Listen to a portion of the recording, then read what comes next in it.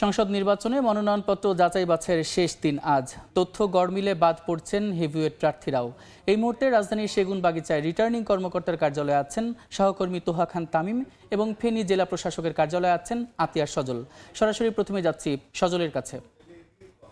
সজল,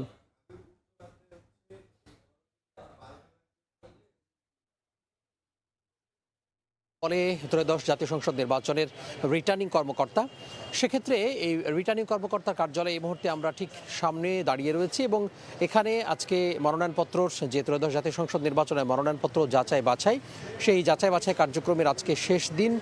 যদিও গতকালকে তারা যে দাপ্তরিক যে কাজ কর্ম তাদের ছিল সেটি আসলে তারা ইতিমধ্যে তারা সেরে ফেলেছেন এবং আজকেও বেশ কিছু দাপ্তরিক যে কাজ সেগুলো আসলে তারা শেষ মুহূর্তে সেরে নিচ্ছেন। আগামীকাল অর্থাৎ 5 জানুয়ারি আগামীকাল থেকে শুরু হবে 9 জানুয়ারি পর্যন্ত যাদের মনোনয়নপত্র এখন পর্যন্ত বাতিল করা হয়েছে, অবৈধ ঘোষণা করা হয়েছে, সেই সমস্ত প্রার্থীরা তাদের মনোনয়নপত্রের বিপরীতে, অবৈধ আদেশের বিপরীতে তারা আসলে আপিল করতে পারবেন, অর্থাৎ 5 জানুয়ারি থেকে 9 জানুয়ারি পর্যন্ত। এরপরে 10 জানুয়ারি থেকে আবার সেই যে আপিল, সেই আপিল শুনানি শেষ হবে। তো সেক্ষেত্রে এই আপিল নিষ্পত্তি, যে শুনানি এবং নিষ্পত্তি, এটি শেষ হবে হচ্ছে 10 জানুয়ারি থেকে 18 জানুয়ারি পর্যন্ত এটি চলবে, অর্থাৎ 18 জানুয়ারি এটি শেষ হবে।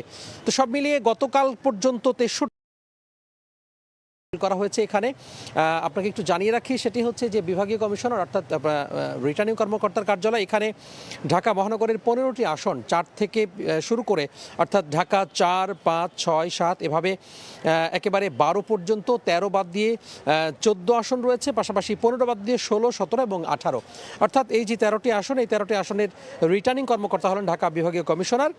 আর এই আসনগুলোর যেই মনোনয়নপত্র যেটি বলা হয়েছিল সেটি 63 জনের মনোনয়নপত্র বাতিল করা হয়েছে এবং এখানে মোট এখন পর্যন্ত 194 জনের মনোনয়নপত্র জমা দিয়েছেন, তার মধ্যে 63 জনের যে মনোনয়নপত্র সেটি বাতিল করা হয়েছে।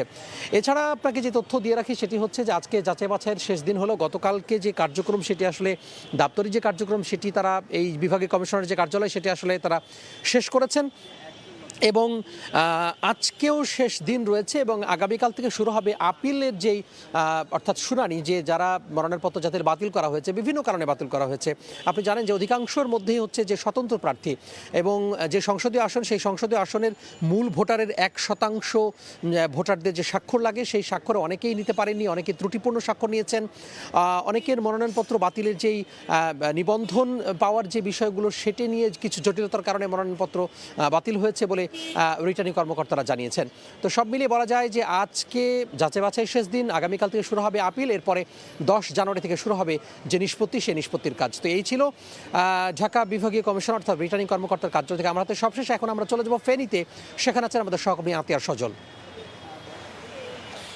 ফেনীতে 3টি সংসদীয় আসন রয়েছে। এই 3টি সংসদীয় আসনের আজ মনোনয়ন যাচাই বাছাই চলছে এবং ফেনীর যে জেলা প্রশাসক এবং রিটার্নিং কর্মকর্তা মনিরুল হক, তিনি কিন্তু এই আজকে কিছুক্ষণ আগে আমরা দেখেছি পর্যায়ক্রমে সকাল 9টা থেকে শুরু করেছেন এই মনোনয়ন যাচাই বাছাই প্রক্রিয়া এবং এটি চলবে দুপুর 1টা নাগাদ। এবং ইতিমধ্যে ফেনীর যে সংসদীয় আসন 1, সেই সংসদীয় আসন 1-এর মনোনয়ন যাচাই বাছাই পর্ব শেষ করেছেন এবং সেখানে 10 জন মনোনয়নপত্র জমা দিয়েছিলেন। তার মধ্যে এর মধ্যে জানেন যে এই আসনটি ছিল সদ্য প্রয়াত সাবেক প্রধানমন্ত্রী বেগম খালেদা জিয়ার আসন এবং এখান থেকে তিনি 5 বার সংসদ সদস্য নির্বাচিত হয়েছিলেন।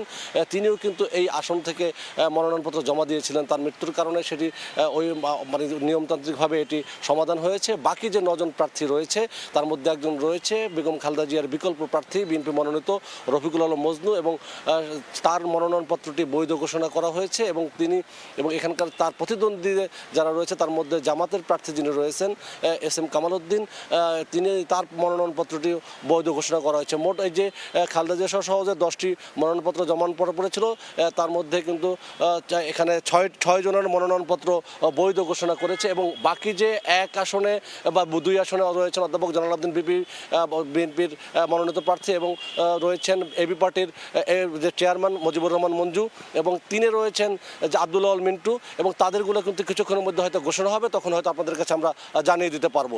এই ছিল আমার কাছে এখানকার সর্বশেষ। ফেনী থেকে যুক্ত ছিলেন সহকর্মী আতিয়ার সজল এবং তার আগে রাজধানীর সেগুনবাগিচা থেকে যুক্ত ছিলেন সহকর্মী তোহা খান তামিম।